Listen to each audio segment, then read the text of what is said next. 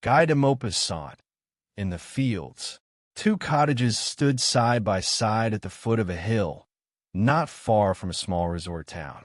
Two peasants worked the fertile land day after day, striving to raise their many children.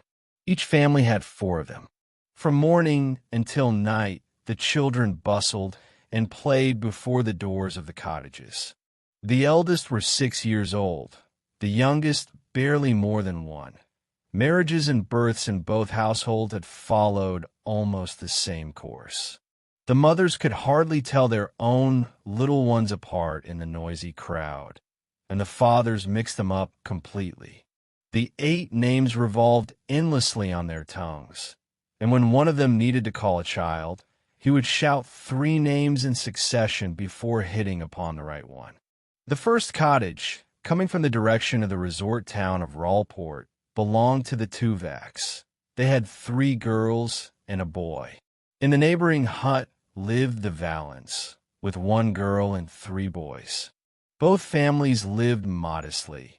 Thin soup, potatoes, and the open air. At 7 in the morning, at noon, and again at 6 in the evening, the housewives would gather their broods, like a goose calling her goslings, and feed them the same humble meal. The children sat around an old, time-darkened wooden table according to age. Before them was set a bowl filled with bread soaked in a broth made from potatoes, half a cabbage, and 3 onions, and the whole troop ate heartily. The youngest were spoon-fed by their mothers. On Sundays, as a feast, everyone received a bit of beef in the rich soup. On those days the father lingered long at the table, contentedly murmuring, "Ah, if only we could eat like this every day." One August afternoon, a light carriage suddenly stopped near the cottages. A young woman holding the reins turned to the man beside her and exclaimed, "Oh, Henri, look at those little ones, covered in dust, but how adorable they are." The man said nothing. He was long accustomed to such outbursts from his wife, which pained him deeply and sounded like a silent reproach. The young woman went on, "I must kiss them. Oh, how I long to hold that tiny one." Leaping down from the carriage, she ran to the children, lifted one of the youngest, a boy from the Tuvache family, and showered his dirty cheeks, fair curls, and earth-stained little hands with kisses as he struggled against her overwhelming affection. Then she climbed back into the carriage, and the horses quickly carried them away. Yet within a week she returned. This time she sat right down on the ground among the children, took the same little boy on her lap, fed him sweet pastries, and handed out candies to the rest. She played with them like a big girl herself, while her husband waited patiently in the carriage. From that day on she began to come more and more often. She befriended the boys' parents and visited them almost daily. Her pockets were always full of sweets and coins. Her name was Madame Henri de Hubiers. One morning, when she arrived again, her husband followed her into the cottage. Paying no heed to the little ones, who by now knew their visitors well, the couple went inside. The peasant and his wife had been chopping wood.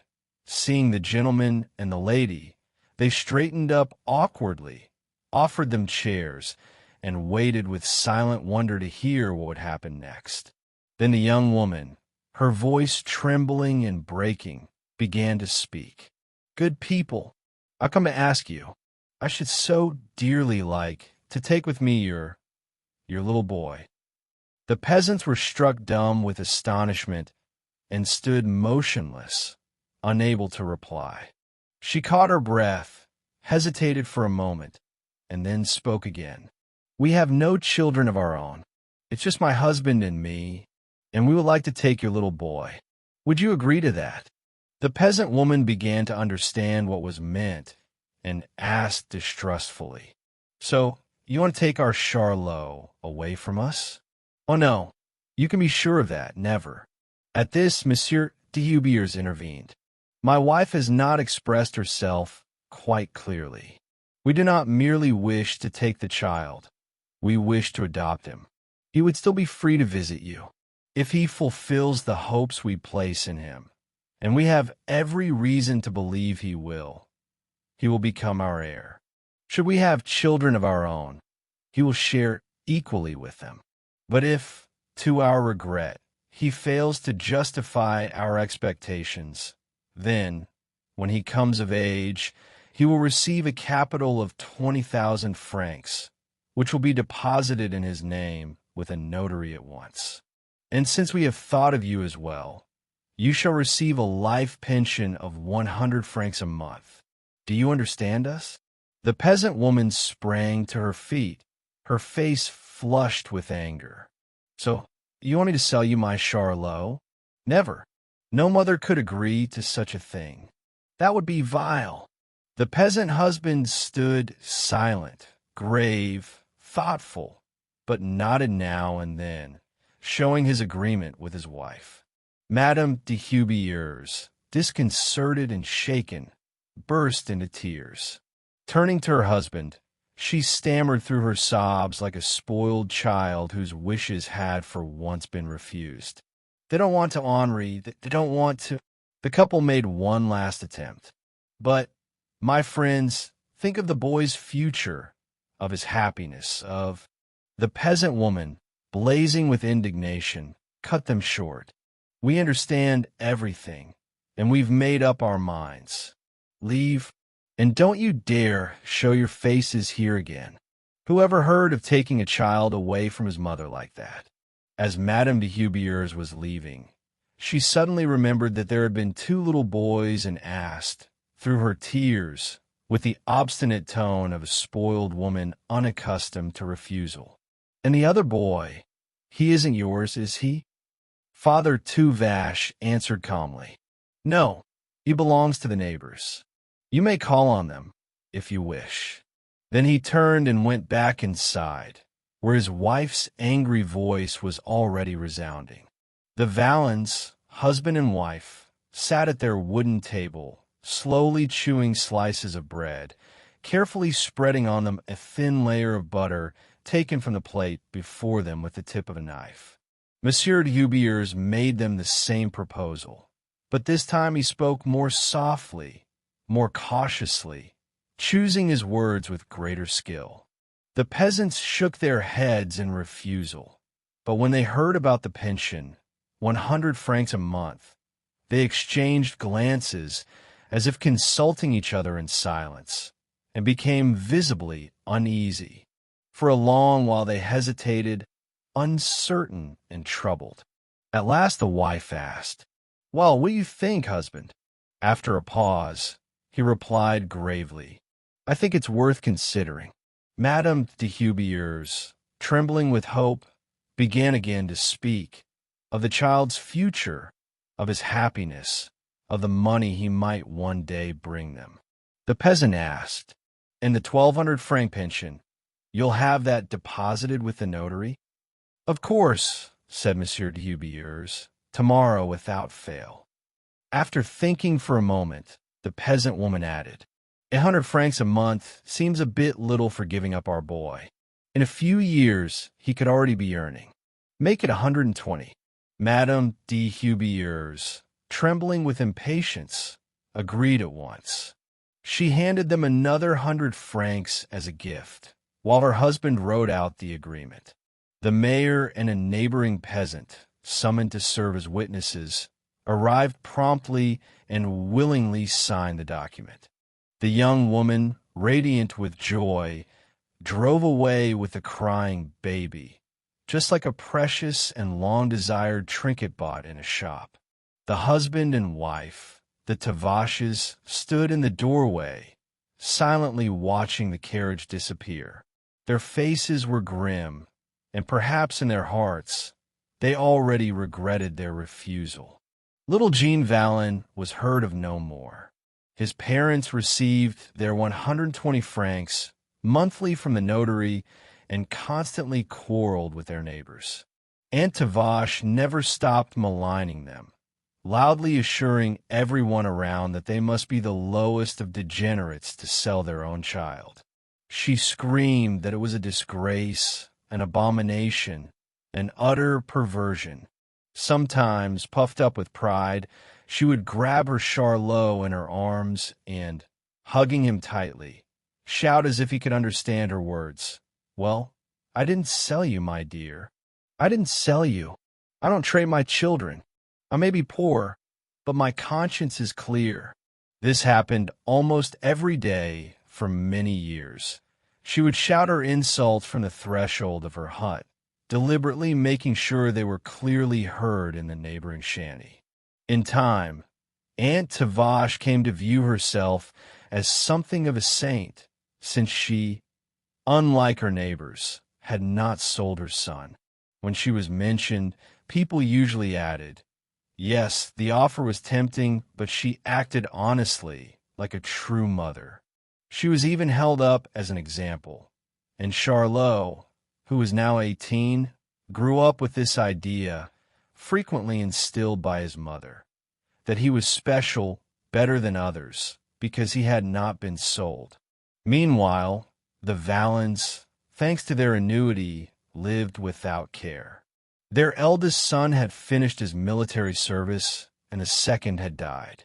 The Tavashes, still living a life of poverty, harbored fierce resentment toward their neighbors.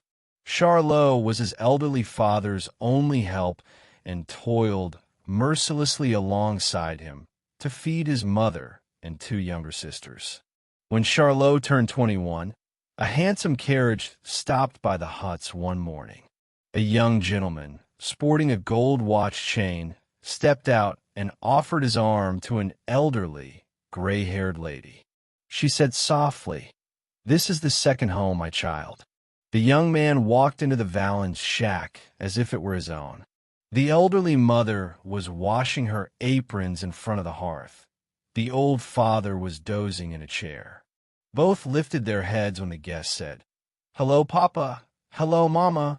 They froze in astonishment. The soap slipped from the peasant woman's hand and fell into the water. She whispered with trembling lips, "Is that you, son? Is it really you?" He embraced her and kissed her warmly, repeating, "Mama, Mama, hello." And the old man, completely trembling, spoke in his usual steady voice, as if he had just seen his son yesterday. "Well, you've returned, Jean." When they had recovered a little, the old couple decided to take him through the village immediately to show off their son to everyone. They took him to the mayor, the curé, the schoolmaster. Everyone wanted to catch a glimpse of the gentleman from Paris. Charlot, standing in the doorway of his hut, watched them pass. That evening at supper, he said to his father sullenly, "How could you have been so foolish as to let the Valens give their boy away?" His mother replied stubbornly, "But I didn't want to sell my child." His father remained silent. Charlot then continued, "Yes, but it turns out that because of that misfortune, because of your stupidity, I stayed here instead of being there." The old man frowned and said angrily, "So you're going to reproach us for not giving you away?" The young man replied sharply, almost with fury, "Of course I will, because you are fools. Such parents are a burden to their children. You deserve for me to leave you." The old woman wept softly over her bowl of soup. The spoon trembled in her hand, half the soup spilling back out, and she mumbled through her tears, "And this is what you get for toiling your whole life to raise children."